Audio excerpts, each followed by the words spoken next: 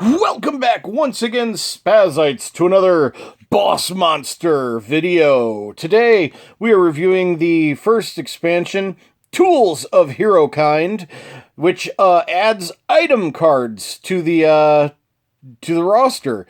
Here with item cards, you got mini expansion, amps up the strategy of danger of monster with a new type of items. The item deck sits beside the hero decks at the beginning of the turn phase.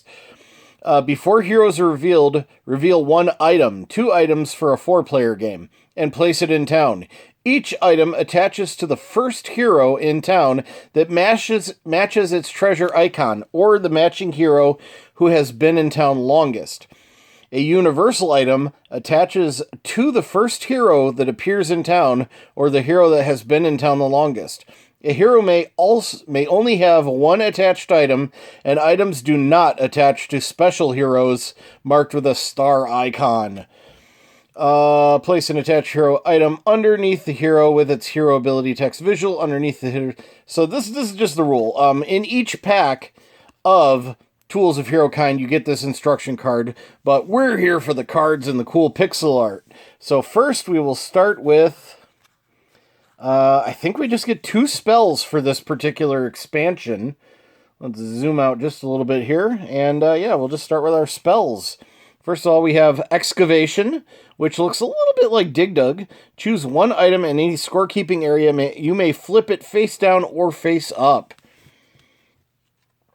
And then spell deck number 2 is also Excavation. It does have a different art, which is cute.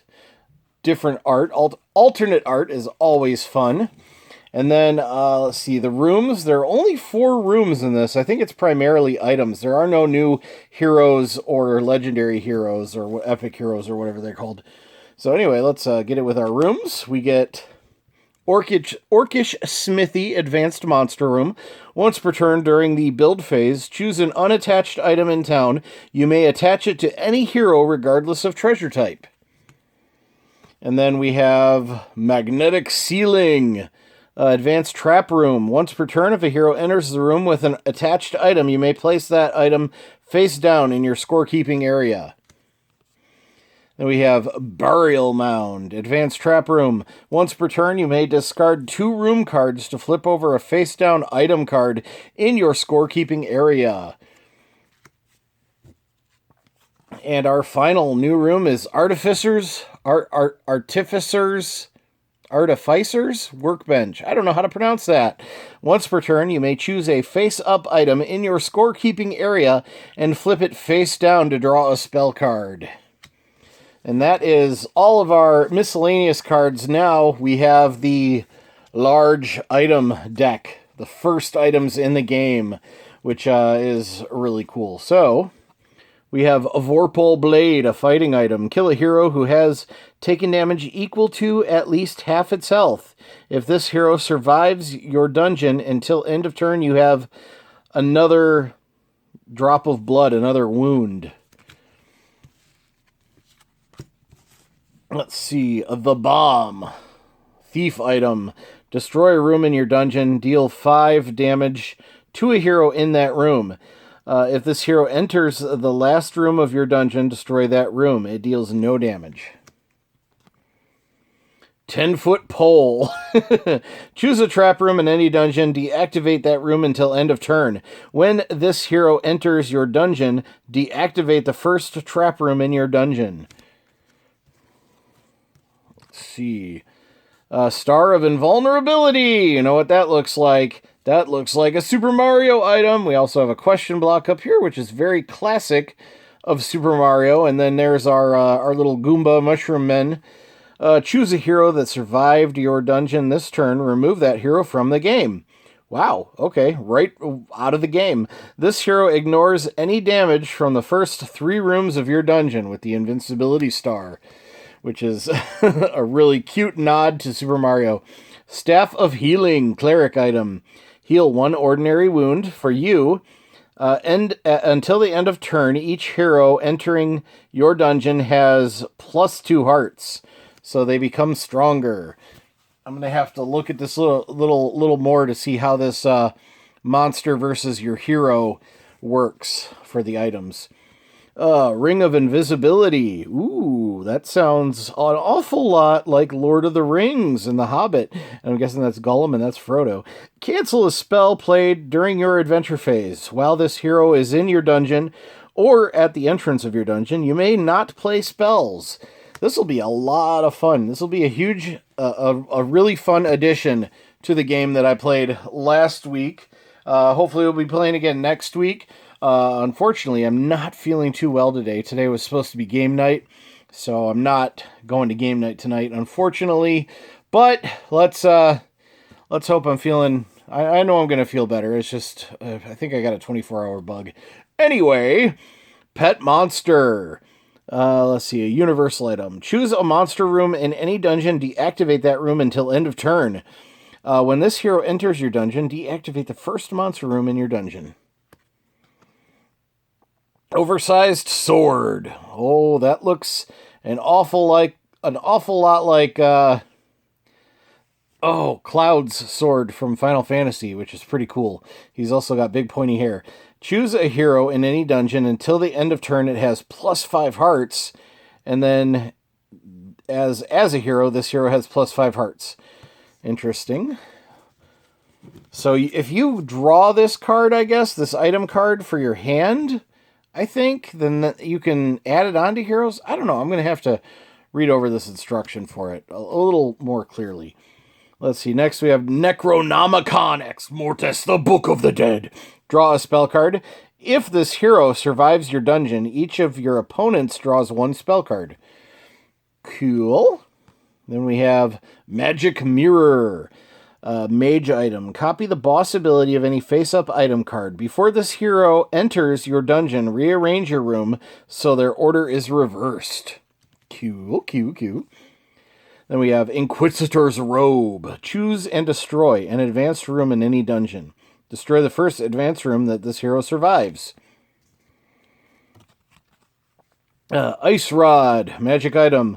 Choose a room in an opponent's dungeon. It is deactivated until end of turn. Any room that this hero survives is deactivated until end of turn. Let's see here. Next is Holy Hand Grenade. Each of your opponents must discard 1 room card at random. If this hero survives your dungeon, you must discard 2 room cards at random. Yikes. Goblin Suit, fighter item. Until end of turn, give all your ordinary monster rooms +1 heart. This hero takes no damage from ordinary monster rooms. That's interesting. So if you don't have any advanced rooms, that hero can go right through to the end and give you a wound.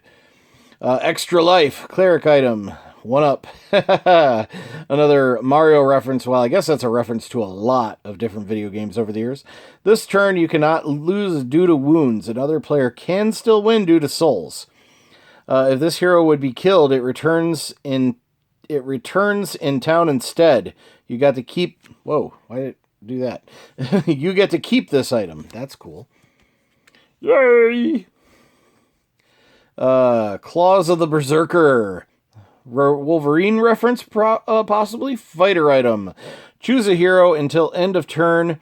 For each monster room in your dungeon, give that hero +1 hearts. And then for each monster room in your dungeon, this hero has +1 hearts. Let's see. Cheat code. Always. Up, down, left. Up, down, left, right. A, B, start, right? Or is it just A, B, start? I don't know. That's the famous Konami code. Choose a room in any dungeon. Ignore its ability text until end of turn. While this hero is in your dungeon, ignore all room ability text in your dungeon. Next is Boots of Jumping, universal item. Choose a hero in any dungeon. It ignores the next room in that dungeon. Every time this hero survives a room, it ignores the next room it would enter.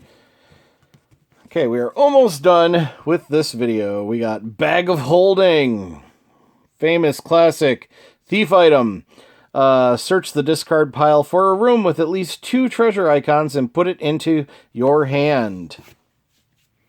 When this hero survives a room with at least 2 treasure icons, destroy that room. Yikes. So if you've got multiple rooms with 2 treasure icons and a really strong hero, you could lose a couple of rooms if you're not careful. Let's see. Anti-Magic Lizard. This is the final card for the Tools of Hero Kind expansion. Choose an opponent. That opponent discards a random spell card. If this hero survives your dungeon, discard 2 random spell cards.